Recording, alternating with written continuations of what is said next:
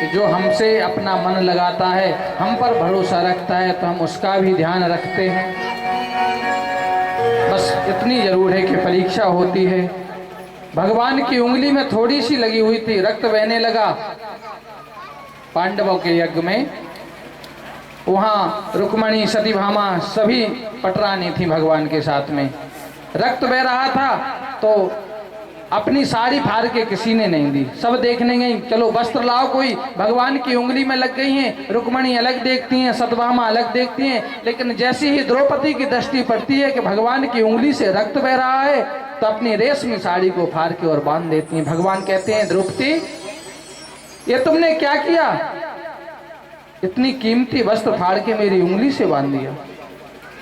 जब तक सत्यभामा और रुक्मणी जी आते हैं तब तक तो रक्त उंगली से लपेट दिया जाता है। भगवान कहते हैं, देखा तुम ढूंढ रही थी, इधर उधर जाके देख रही थी, लेकिन ये होता है प्रेम। उसी दिन भगवान ने कह दिया, द्रौपदी इस चीर के बदले, इस छोटे से वस्त्र के बदले मैं आपके साथ बहुत बड़ा काम कर दूंगा जब समय आ जाएगा। समय के प्रभाव से द्रौपदी का चीर्ण होता है। उस दिन द्रौपदी कहती है, हे प्रभु अब आप ही हो मेरी रक्षा करने वाले, अंतिम पुकार है। और भगवान को जब ही पुकारता है आदमी, जब उसकी इधर उधर की सारी आशाएं टूट जाएं। द्रौपदी के जब चीर खिंच रहा था, चीर हरण किया जा रहा था, तब भीष्म पितामह की ओर देख रही थी द्रौपदी कि यहाँ भीष्म पितामह जैसे धनुषधर बैठे हुए हैं, ये अपमान सहन नहीं करेंगे, इनके सामने स्त्रियों का अपमान नहीं किया जाता। और जहाँ स्त्रियों का अपमान होता हो वहाँ विनाश के अलावा कोई दूसरा कार्य बचता नहीं है। लेकिन भीष्म पितामह भी उस अपमान को न रोक सके। कर्ण की ओर देखा, ये सूर्यपुत्र कर्ण हैं, दान देने वाले हैं, यह भी रोकेंगे कि अनर्थ है, लेकिन वह भी नहीं रोक सके। अब तो चारों तरफ द्रौपदी के लिए अपना नहीं कोई दिखे, पराये ही पराये दिखाई देने लगे। नेत्र बंद करके हाथ जोड़ के पुकार लगाई है, गिरधर इस विपत्ति में रक्षा करने वाले केवल आप हैं। नेत्रों से अश्रुधारा बहने लगी। द्रौपदी बहुत दुखी होकर रोने लगी। भगवान को वह दिन याद आ गया कि मैंने द्रौपदी को भी वचन दिया था।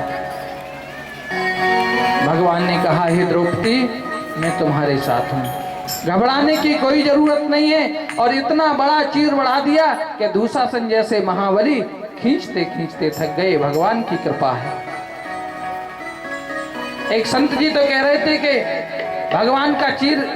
भगवान ने चीर बढ़ाया, दुशासन खींचते खींचते थक गया, आखिरी में भगवान का दुपट्टा भी चीर के साथ आ गया। तो वह कहने लगे वहां कौरव बैठे हुए सभी सेना कि अब तो दुशासन बस सुदर्शन ही आने वाला है, भगवान का पीतांबर तो आ गया, अब तुम्हारे प्राण भी बचाने वाला कोई नहीं है। जब चीर के साथ पीतांबर आ गया तो अब तो शेष केवल सुदर्शन ही है, सुदर्शन भी आने वाले हैं। और दुशासन के हाथ से चीर छूट जाता है, थक जाता है, गिर पड़ता है।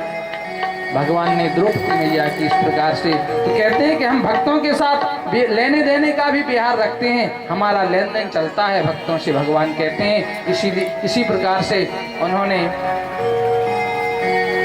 मैया का उद्धार किया, अहिल्या मैया का, और उद्धार करके अब उनके मन में एक बात सोचने लगे कि अनर्थ हुआ है, ऋषि पत्नी है, ब्राह्मण है, और मैंने चरण रज से उद्धार किया। तो वहां से जब चले थे तो हर्ष चले मुनिवर के साथ, बड़े प्रसन्न मुद्रा में चल रहे थे भगवान राम और लक्ष्मण। लेकिन मैया का उद्धार करने के बाद भगवान खुशी नहीं हुए, जबकि प्रसन्न होना था कि एक भक्त का मैंने उद्धार किया है, लेकिन नहीं, भगवान अहिल्या मैया का उद्धार करके खुश नहीं हुए। भगवान की अंतरात्मा को सांत्वना नहीं मिली, दुखी हो गए वहां से, और मन में सोचने लगे कि ये तो पाप की निवृत्ति, इतना तो खैर नहीं कह सकते, भगवान है सब रवि पावक सुर समर्थ हो नहीं, दोष गोसाई और रवि पावक सुर सर की नहीं।